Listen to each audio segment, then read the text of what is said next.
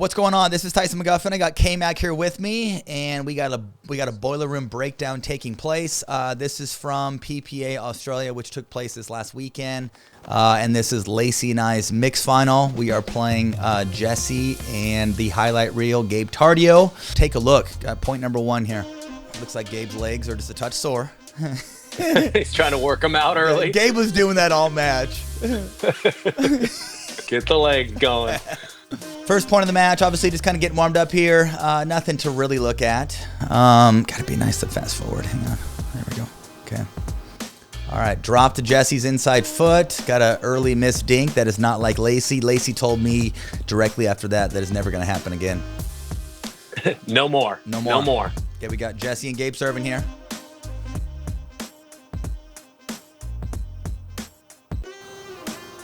Got ourselves a nice little dinking battle. Love that little side angle look. Okay, I'm not gonna lie, Jesse likes to kind of take that blind speed up cross court nice and hard.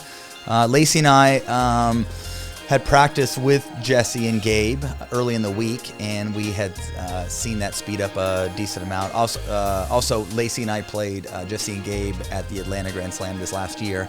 And so whether you're kind of dropping a third at Jesse, or Jesse's got like a high lifting dink, she kind of likes to pull that cross. It doesn't usually go in.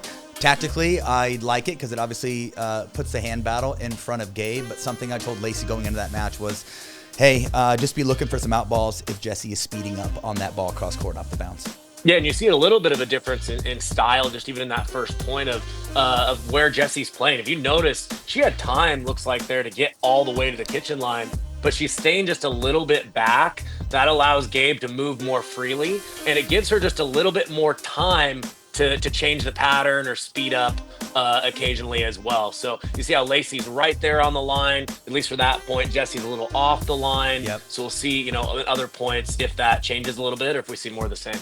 Okay, next point here. Keep that man honest. Like that. K-Mac, tell me about that dink back behind Tartio there. Yeah, obviously, if you do it all the time, an athletic player like Tartio is an Ernie threat, but she knows the guy's going to be trying to play a big percentage of the court, often leaning to the middle.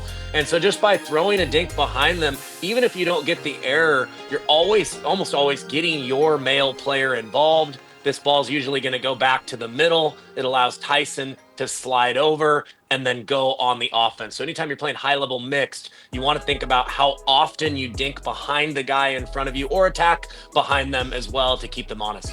That was a play that Lacy and I used against Kwong as well. And I love the idea of going back behind the guy, getting him off balance. If I see that he's off balance, I am looking to lean from there.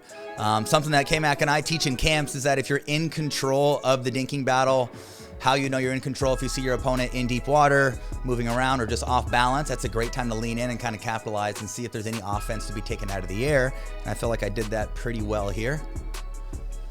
Normally, the guy is the one who's covering a ton of court in mixed where the gal is not. But if you freeze frame right after Lacy dinks behind Gabe there and Tyson leans in, now you've got Jesse is going to be playing like 70-80% of the court temporarily, right, while Tyson is still playing 70-80%. So big advantage for you guys right after that ball's played. Bang. Okay. We got Lacy serving here. Okay, serving T, dropping line.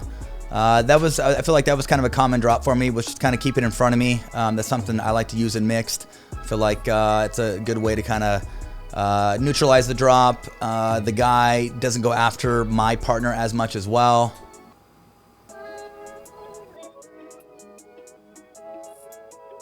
Okay, everybody's just moving the ball around a little bit. Tyson using his feet, trying to dictate with that forehand, not settling for a backhand all the time. Okay, the hands are ready, baby. Like it. Let's just rewind here. So it looks like at the start of the point, a ton of inside foot dinking. So Gabe's going to inside foot, pulling him out wide, moving this thing around a little bit. No ball to really work with yet. Okay, Jessie looks to speed. So a common theme for Jessie is that I've kind of seen that speed up a decent amount with Jessie being on the tour now for a decent amount of time. She kind of likes to take that little inside in sliding forehand up my line. So I just made sure that I was kind of sitting there. Something I've been working on with my hands is leaning into violence, making sure that I'm nice and stationary, and I'm leaning into that counter punch. Lean, hands ready. So nice little transition from backhand to forehand there. K-Mac knows my game better than most. And something also that we've been working on is with me on the left, you know, if they come to the backhand, making sure that I'm getting my knuckles there, that my weight's going in, I'm staying nice and stationary. But if it does come to the forehand, just making sure that like the elbow is nice and lodged. I feel like a common theme or just a common tendency that tends to take place on that forehand volley is that most people tend to kind of overhit it. So I've been working on like ball in the armpit or elbow nice and tucked in, keeping it inside of peripheral, but just more so the principle of redirecting pace versus trying to generate and take a big cut. Well, yeah, which I think if you look at your career, your forehand counter has obviously always been very dangerous when you're a little off the line, right? Because you have more of that swinging motion. Yep. You can kind of hit through some teams, but right on the line, as you talked about, there's just really not time for a swing. So it's more of just keeping it tight, keeping it in front of you, and more just a punch, like you said, redirecting is critical when you have less reaction time. And just to speak on kind of Jessie's speed up there, it's a great play. It's one of her favorite shots, dropping the head of the paddle when she gets that dink just a little bit below the height of the net. But I felt like in this match, you were on it almost every time she tried to go there. So I think a couple of things. When you see your opponent drop the head of the paddle a little bit more, it's usually going to indicate more of an attack. But for Jessie, because she's telegraphing that attack a little bit, I think she really needed to throw that one at your inside hip once in a while, because you're pretty committed to the backhand, body and line. So sometimes we just need to move that spot around, not necessarily not attack, but change up those locations. Yep, spot on. All right, we got 1-0 here. Okay, dropping to Jess. That was the game plan. A little easier to get up that way. We kind of feel like there is less traffic. Jessie doesn't speed up as much off the bounce. Ernie attempt. The good or no? I think she got it. I think so. We can see that again. I don't think she did. Lacy, don't be missing that. Don't be missing that ATP. Sorry, ATP. Not by much. Not by much. Not by much. And Gabe is not known to call him tight. You can always trust in Gabe's line calls. Okay, drop line. Keep it in front of me. Lacy probably could have pulled on that ball. All right, let's watch that again. K-Mac, tell me, you like Lacy pulling this one right here, this kind of high dink. Looked like she had plenty of time. She could have kind of rolled that at Jessie, maybe kept it in front of me.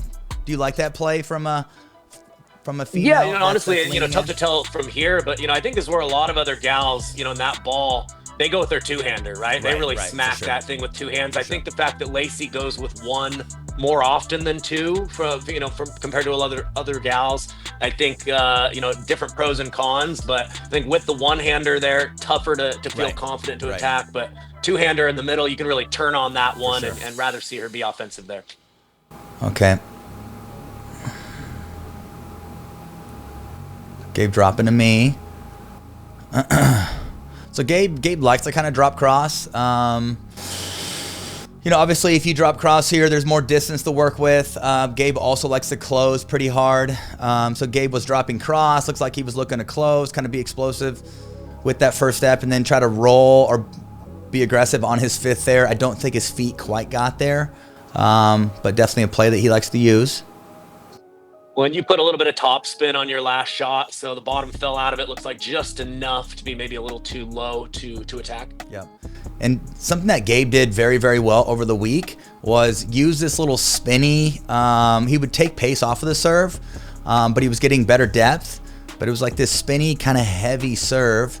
And I think with that Franklin ball, it's a little heavier, it's a little easier to shape, easier to keep in as well. So I think just a change that you can make on the serve with that Franklin is purposely maybe shortening the swing, kind of more of like a windshield wiper, climbing up the ball a little quicker, and kind of bank on like the Franklin ball being heavier and always getting down. But Gabe did a good job here of serving high and heavy, finds the baseline, drives and comes in, gets in Lacy's vision, and Lacy ends up missing a volley there. Yeah, and anytime you're driving, you always want to think of that drive as a setup, right? Yeah. And it's not always a setup for the same thing. But after he rips this ball, you see that he closes in after. He knows that you guys are unwinding the stack. He knows he's driving at Lacy. So he takes a little bit of risk here closing in, but Lacy feels that pressure, feels the need for her volley to be closer to the net because of Gabe crashing in, and that choice to crash in might have been why he got the error right there, rather than taking the more conservative approach of driving, getting balanced, and dropping the fifth. And you're probably going to see that play more often in mixed than you would, men's. Right. And that's a play that I love to use anytime the girl is on the left and she is returning. I kind of purposely serve out wide or just serve big. If they're a step late coming in, then I'll be looking to drive open court and close in from there.